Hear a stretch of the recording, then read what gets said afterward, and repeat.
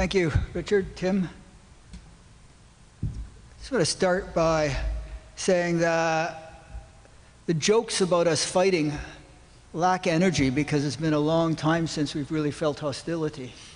So, you tell jokes to let go of some of the tension in the room, and it's a way of giggling about something which is uncomfortable. But we've been working so well, so respectfully together for a period now that we make jokes about how hard the work is. We make jokes about will we ever get it done. We make jokes about how we'd rather get a job which isn't trying to solve the world's most difficult problems. But we don't make jokes about being hostile anymore. The boxer jokes just don't come. And I just want to acknowledge that whereas I was happy to be a motivator for Greenpeace, I've always prided myself as a leader of being someone who can motivate troops, and whether it was for my own or Richard's. But from where I stand, after several years of working with Tim and Richard and the conservation community, they are among my most respected colleagues, people who I hold in high regard and high affection. And if you don't think that's an amazing blessing in this world, in places where people hold grudges and fight each other regardless, then you haven't lived in the same world I've lived in. So I'm, unlike these two are Toronto guys, you can probably tell, I'm an Ottawa guy. This is I brought my children to this museum. I brought my grandchild to this museum. This is my town. So I want to talk about what this agreement means to Ottawa. And I want to start with the throne speech, because in the throne speech, the government announced the pursuit of the National Conservation Plan. And if we're going to have a National Conservation Plan, government's going to have to play its role. But there also has to be a role for leadership from the environmental community, the conservation community, and the private sector. In other words, a truly national conservation plan has to have civil society leadership at its center. We need government to do its bit. We need government support. But this agreement provides a core of civil society leadership across a huge part of nature in Canada, which can bring the National Conservation Plan to life in a way that government can never do itself. We're also in Ottawa always worried about our international reputation. Canada's economic and military might has never been how we've earned our power at the international tables. It's always been our moral authority. And our capacity to sustain moral authority will be our capacity to influence international events in our favor.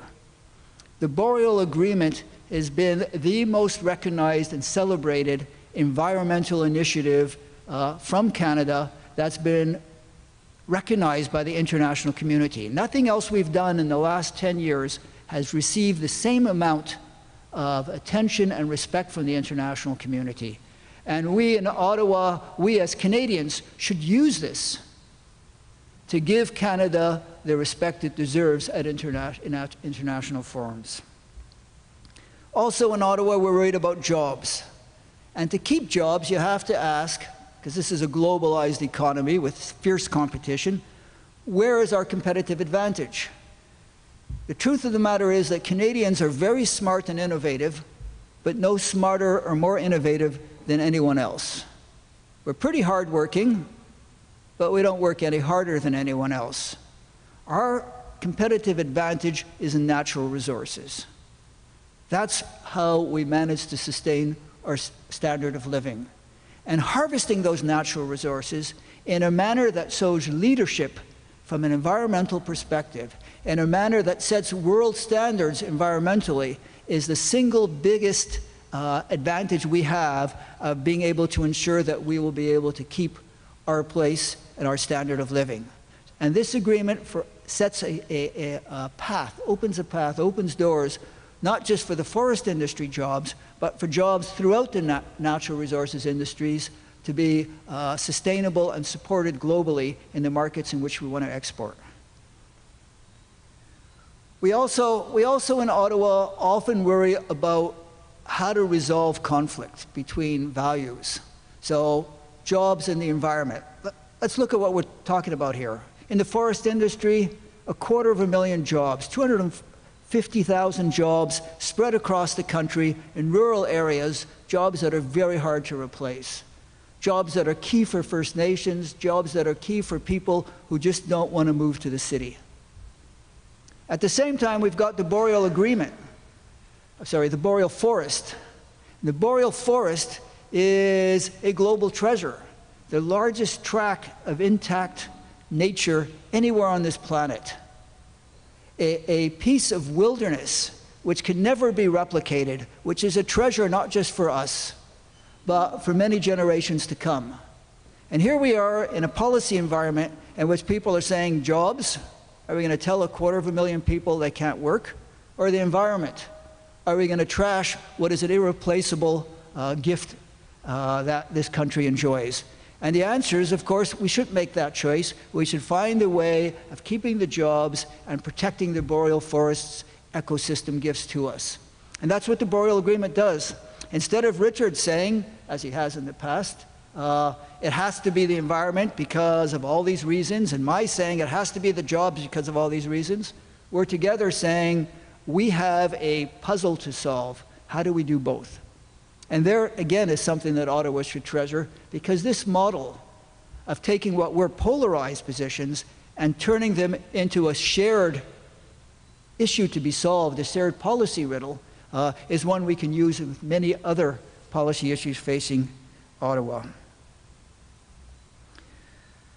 We also, in Ottawa, I guess everywhere, ask ourselves the question, can we actually face up to the environmental challenges that we have globally?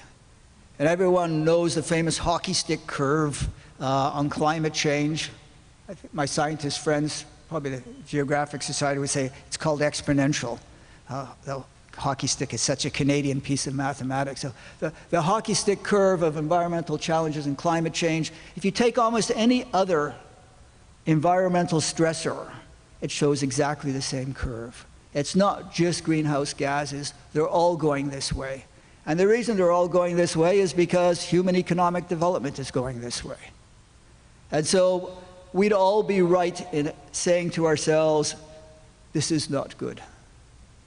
At the same time, most of us cling to the hope, sometimes articulated and sometimes not, that somehow or other we'll figure out new technologies that will help us get those curves back down.